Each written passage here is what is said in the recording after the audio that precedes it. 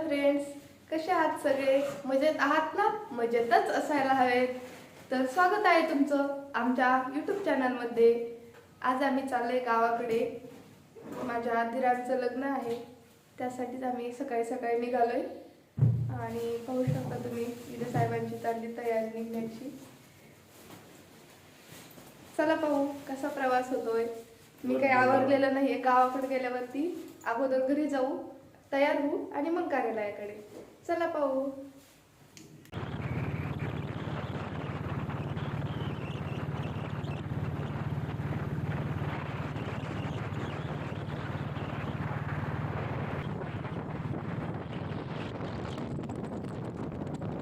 रोडवरच्या वाढत्या ट्रॅफिकमुळे हायवेला bye bye करून आम्ही निघालो मधल्या रोडने.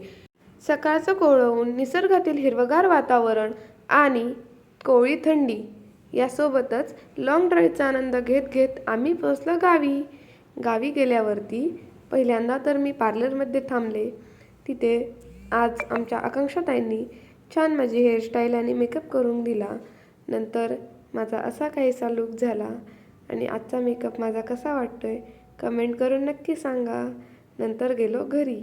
घरी गेल्यावर अहोंना पण तयार व्हायचं होतं. सोबतच मेजर दादा पण आले होते.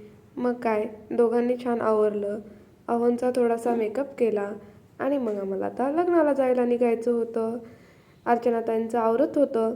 तोपर्यंत इकडे एका सासूबाईंसोबत थोडासा टाईम स्पेंड केला. हाय करा असं. हा माझ्या थोरल्या जाऊबाई आणि हा कृष्णा जाऊबाईंचा मुलगा. नंतर पोहोचलो लग्नात तर अहोंना लगेचच त्यांचे जिवलग मित्र विकास शेडगे आप्यांचे मामी त्यांच्यासोबत थोड्या गप्पा मारल्या. गेल्यावर भाची भेटली आणि त्यांची इच्छा होती मामी मला पण ब्लॉगमध्ये यायचंय. आम्ही गेलो त्यावेळेस माझ्या सगळ्या जावा, नंदा आणि सगळ्या सासूबाई मस्त मेकअप करून नटून थटून मंडपामध्ये बसलेल्या होत्या. मग काय सगळ्यांना एकदा कॅमेऱ्यात फिरवलं. सगळ्या कशा एकदम खुश झाल्या. कॅमेरा पाहिला की गावाकडच्या बायकांना खूपच आनंद होतो.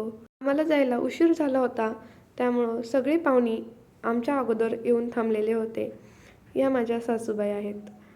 आणि इकडे जाऊबाई या माझ्या सासूबाई पाहिल्याच असतील. नंतर गायत्रीताईंना पण यायचं होतं. इकडे भेटली माझी मैत्रीण अश्विनी आणि ही आमची वरमाई. वरमाईची खूप इच्छा होती मी लग्नाला लवकर यावं, पण मला ते शक्य झालं नाही. त्यामुळं त्या थोड्या रुसल्या. मग फोटो काढून त्यांना खुश केलं. आणि आमच्या अक्कांची घाई चालली होती, सगळ्यांना घे. इकडे आमचे फोटो चाललेत तोपर्यंत नवरा नवरीची एंट्री स्टेजवर पण झाली आणि त्यामुळंच माझा व्हिडिओ पण खूप मिस झाला. सॉरी, मी नवरा नवरीची एंट्री तुम्हाला दाखवू शकले नाही. परंतु चला पुढे लग्न कसं होतंय ते तर मी नक्कीच तुम्हाला दाखवेल.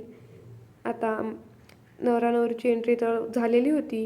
छत्रपती शिवाजी महाराजांची आरती आम्हाला घ्यायची होती.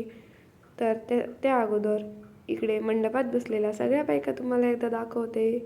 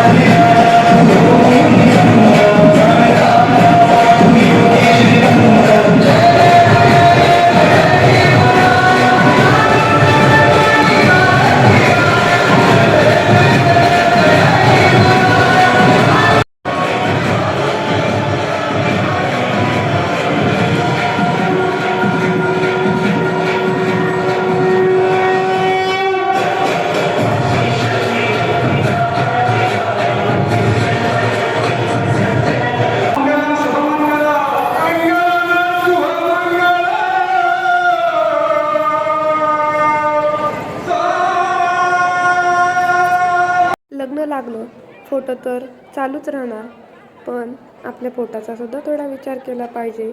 म्हणून पटकन सगळे चिलेपिले आणि सासूबाई यांना घेऊन गेलो जेवण करण्यासाठी.